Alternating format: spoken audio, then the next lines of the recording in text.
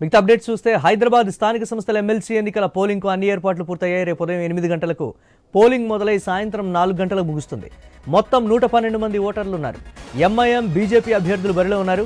ఈ ఎన్నికలకు కాంగ్రెస్, బీఆర్ఎస్ దూరంగా ఉన్నాయి. దీంతో ఎంఐఎం, బీజేపీలు గెలిపే లక్ష్యంగా స్థానిక సంస్థల ఓటర్లను ఆకర్షించే పనులు మొదలుపెట్టాయి. పోలింగ్కు 2 రోజుల ముందు హైదరాబాద్లో వెలిసిన బ్యానర్లు, ఫ్లెక్సీలు కలకలం రేపడంతో వాటిపై పోలీసులకు కంప్లైంట్ చేశారు అధికారులు.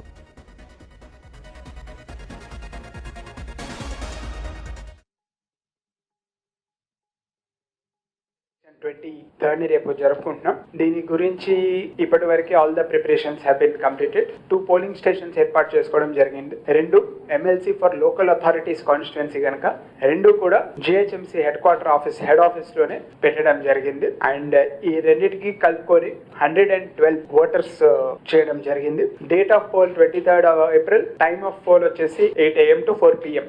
రేపు పోలింగ్ అనేది 2 కేంద్రాలు జరుగుతుంది. కౌంటింగ్ వచ్చేసి మనకి 25th 25వ తారీఖుని ఇదే ఆఫీస్ లో పన్వర్ హాల్లో జరుగుతుంది. కౌంటింగ్ కి there will be it's single table counting because the number of votes are limited. దానికి కూడా సిబ్బంది అలాట్ చేసుకోవడం, ట్రైన్ చేసుకోవడం జరిగింది.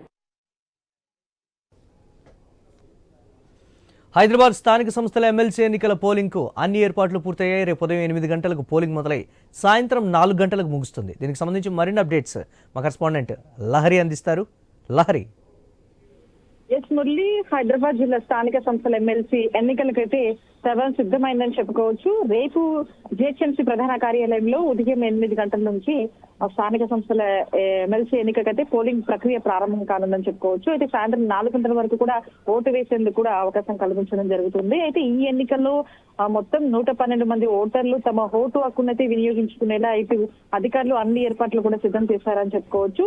రేపు హైదరాబాద్ జిల్లాకు చెందినటువంటి ఇటు 81 మంది కార్పొరేటర్లు అలాగే 31 మంది ఎక్స్ అఫీషియల్ సభ్యులైతే తమ ఓటు హక్కును వినియోగించుకుంటున్నారు.